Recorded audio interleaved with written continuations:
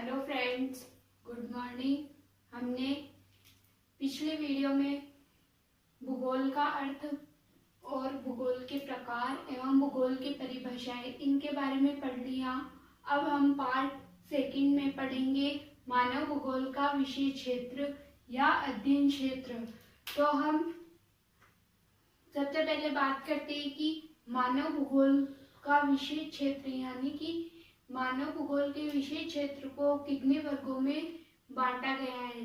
तो इनको 2 वर्गों में बांटा गया है। जो हमारे अमेरिकी भूगोलवेता है हंटिंगटन, उनके अनुसार 2 वर्गों में विभाजित किया गया है। फर्स्ट है भौतिक दशाएं और सेकंड है मानवीय दशाएं। तो भौतिक दशाएं जो है वह यानी कि प्राकृतिक से संबंधित यानी कि परिस्थितियों के बारे में वर्णन करना, या फिर इसके अंदर हम भौतिक दिशाओं में हम पढ़ते हैं कि जलवायु का वर्णन करते हैं, ग्लोब की स्थिति के बारे में जानते हैं, खनिज व पृथ्वी के बारे में जानते हैं। और सेकंड है मानवीय दशाएं। इसमें हम व्यक्ति के कार्य स्थल यानी व्यक्ति अपने स्तर पर क्या कार्य करता है उसके बारे में जानते हैं, शिक्षा के बारे में वर्णन करते हैं, धर्म के बारे में, कला के बारे में आदि, इन सब के बारे में हम मानवीय दशा में पढ़ेंगे। तो हम सबसे पहले बात करते हैं कि इनमें निम्न तथ्य कौन कौन से शामिल हैं जो कि हंटिंगटन के द्वारा बताए गए हैं। सबसे पहले है जनसंख्या का भौगोलिक अध्ययन यानी कि जनसंख्या का वितरण। इसमें जनसंख्या का वितरण यानी कि कितने लोग कौन से एरिया में कितने लोग रहते हैं ये सब के बारे में बताना, और घनत्व के बारे में बताना कि किसका घनत्व कितना है, तथा लिंगानुपात के बारे में एवं अधिवास बस्तियों के बारे में पढ़ते हैं।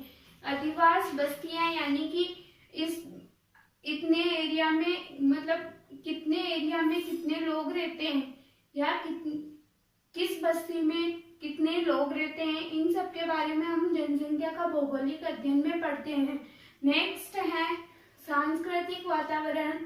तो इसमें हम रीति रिवाज क्या है उनके बारे में जानते हैं, सामाजिक व धार्मिक जीवन के बारे में जानते हैं। नेक्स्ट है हमारा वातावरण समायोजन यानी पर्यावरण के अनुसार मनुष्य अपने आप को कैसे ढाल सकता है उसके बारे में हम वर्णन करते हैं या उसके बारे में हम जानकारी प्राप्त करते हैं। फिर है दूसरे प्रदेशों से संबंध यानी कि एक देश से दूसरे देश के संबंध क्या है, जैसे अमेरिका, रसिया, चाइना, यूपी, एमपी, इन सब से हमारा संबंध क्या है। जैसे हम राजस्थान की बात करें तो जयपुर, हरियाणा, इन सब से हमारा संबंध क्या है उनके बारे में हम जानते हैं। नेक्स्ट है प्राकृतिक संसाधनों का अध्ययन। इसमें प्राकृतिक संसाधनों का अध्ययन के बारे में जानेंगे। एवं लास्ट है कालिक अनुक्रमण यानी कि कालिक का अर्थ होता है समय, यानी कि समय के साथ साथ विकास की परिस्थितियों का अध्ययन भी हम इसमें करते हैं।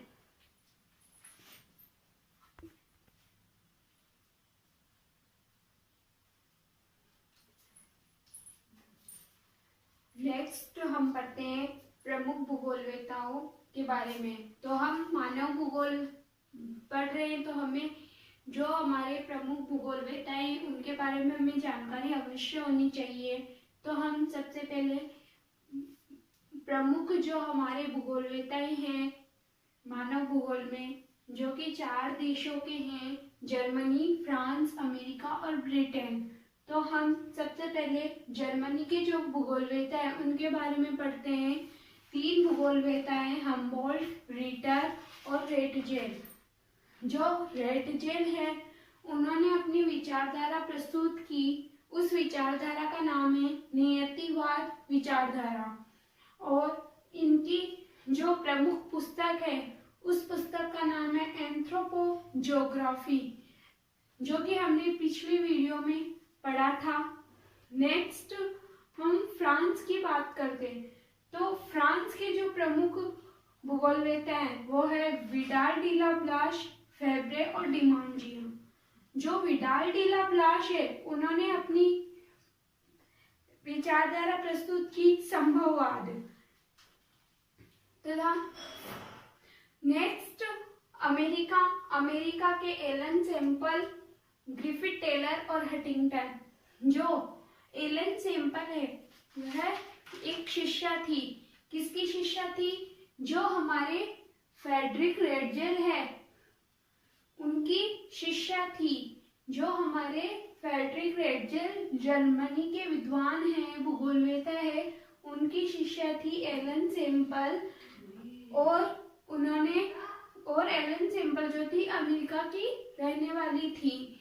तो एलन सैम्पल ने मानव भूगोल की परिभाषा का वर्णन किया तथा उसके बाद ग्रिफिथ टेलर ने रुको और जाओ विचारधारा प्रस्तुत की। और हंटिंगटन ने दो भागों में विभक्त किया।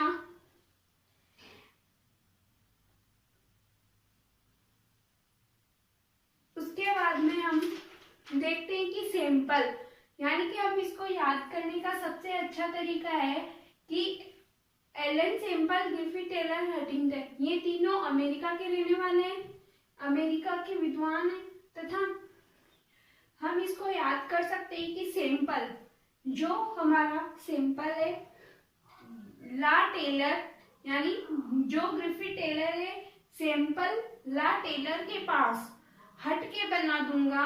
हंटिंगटन हट के यानी हंटिंगटन ऐसी उटपटांग बातें अमेरिका ही कर सकता है, यानी कि सैंपल ला यानी कि एलन सैम्पल के पास हटके, टेलर के पास यानी कि ग्रिफिथ टेलर के पास हटके बना दूंगा। हटके हंटिंगटन, और ये फालतू की उटपटांग बातें कौन करता है? अमेरिका।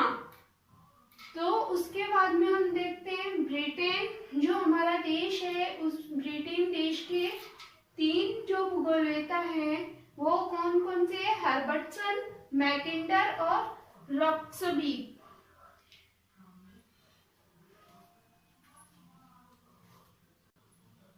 नेक्स्ट हम बात करते हैं 1930 के दशक में हमारे विषय मानव भूगोल ने अनेक शाखाओं में बांटा मानव भूगोल को, यानी कि प्रमुख शाखाओं में विस्तृत रूप से वर्णन किया।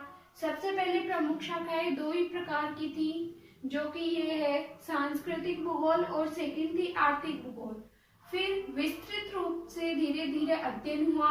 अध्ययन होने के बाद में और शाखाओं को बांटा। तो नेक्स्ट शाखाएं जो बटी वो थी राजनीतिक भूगोल, सामाजिक भूगोल और सैन्य भूगोल।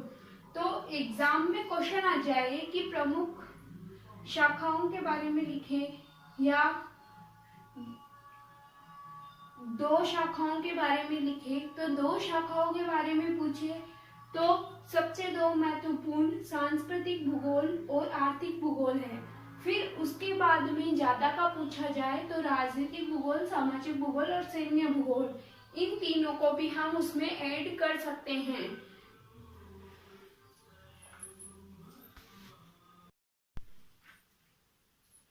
हमारा चैप्टर तो कंप्लीट हो गया। अब हमने इस चैप्टर में क्या क्या पढ़ लिया? भूगोल का अर्थ पढ़ लिया, भूगोल के प्रकार पढ़ लिए, भूगोल की परिभाषाएं पढ़ ली, भूगोल के जो विषय क्षेत्र थे वो पढ़ लिए, और प्रमुख जो विचारधाराएं थी वो पढ़ ली, और प्रमुख जो शाखाएं उपशाखाएं थी वो हमने पढ़ ली।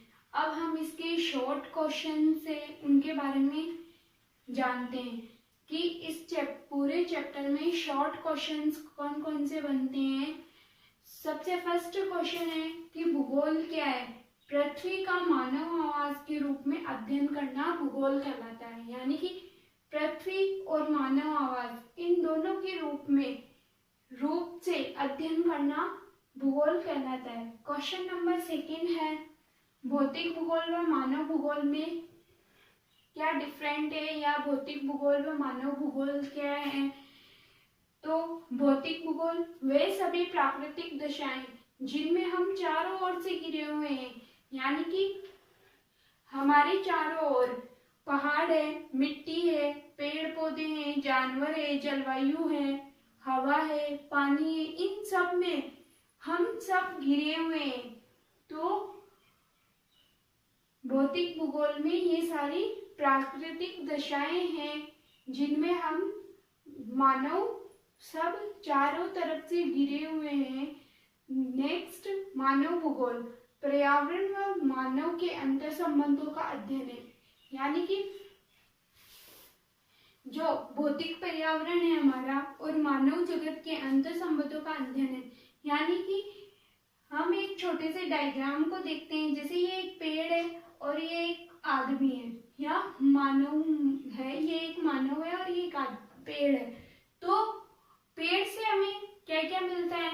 लकड़ी मिलती है, हवा मिलती है, फल मिलते हैं, ठंडी छाया मिलती है, ठंडी हवा मिलती है, इससे हमें ऑक्सीजन मिलती है। और मानव जो है वो क्या करता है? इन सभी चीजों का इस्तेमाल करता है, यानी कि मानव इन पेड़ से मिलने वाली सारी चीजों का उपयोग करता है। तो पर्यावरण व मानव दोनों के बीच अंदर आंतरिक संबंध है, या हम कह सकते हैं दोनों का आंतरिक संबंधों के मध्य अध्ययन है। नेक्स्ट क्वेश्चन है, मानव भूगोल की परिभाषा लिखिए। तो मानव भूगोल की परिभाषा है आपको बता दी, फ्रेडरिक रेडजिल के अनुसार विडाल डी ला ब्लास के अनुसार और एलन सैंपल के अनुसार बहुत सारी परिभाषाएं हैं। आपको अपने मन से परिभाषा नहीं लिखनी है, इसमें जो ऑथर्स के थ्रू परिभाषा दी हुई है, फ्रेडरिक रेडजिल और विडाल डी ला ब्लास, ग्रिफिथ टेलर, डिफेन व पिट्स के अनुसार, इन सब की परिभाषाएं आपको लिखनी है। यदि आपको क्वेश्चन आता है मानव भूगोल की परिभाषा लिखिए, तो आपको एक ही परिभाषा लिखनी है। और सबसे अच्छी परिभाषा और इजी परिभाषा फ्रेडरिक रेडजिल की है। उन्होंने अपनी परिभाषा में बताया कि मानव भूगोल मानव समाज और उसके धरातल के बीच संबंधों का अध्ययन करता है। और लास्ट में लिखना है फ्रेडरिक रेडजिल के अनुसार। ठीक है, नेक्स्ट क्वेश्चन है मानव भूगोल के उपक्षेत्र। तो मानव कल्याण जो है, मानव कल्याण का भूगोल, कृषि का भूगोल, उद्योगों का भूगोल, सांस्कृतिक भूगोल, संसाधन भूगोल, ये सब मानव भूगोल के उपक्षेत्र है।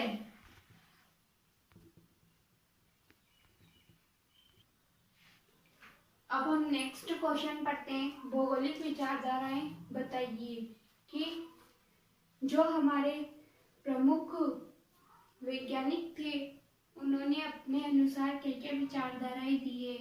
तो एलन सैंपल जो है उन्होंने विचारधारा दी निश्चयवाद की, और उसमें बताया कि मानव प्रकृति का दास है। और जो विडाल डी ला ब्लास है उन्होंने अपनी विचारधारा प्रस्तुत की संभववाद। उन्होंने उसमें बताया कि मानव प्रकृति का दास नहीं है, मानव प्रकृति का स्वामी है। और टेलर के अनुसार उन्होंने विचारधारा प्रस्तुत की नवनिश्चयवाद।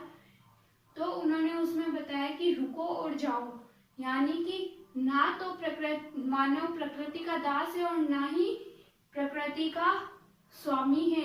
इन दोनों के बीच का जो अंतर संबंध है वह है। क्वेश्चन नंबर 2 आता है, मानव भूगोल के प्रमुख अध्ययन क्षेत्र बताइए। तो मानव भूगोल के प्रमुख अध्ययन क्षेत्र है सांस्कृतिक भूगोल, नगरीय भूगोल, राजनीतिक भूगोल, आर्थिक भूगोल, सामाजिक भूगोल, जनसंख्या भूगोल और आवासीय भूगोल। सबसे मोस्ट है सांस्कृतिक भूगोल, और आर्थिक भूगोल, ये दोनों मोस्ट है। उसके बाद में आता है नगरीय भूगोल, राजनीतिक भूगोल, सामाजिक भूगोल, जनसंख्या भूगोल, आवासीय भूगोल। इसी के साथ हमारा फर्स्ट चैप्टर खत्म होता है। Thank you so much. Please like, share and subscribe.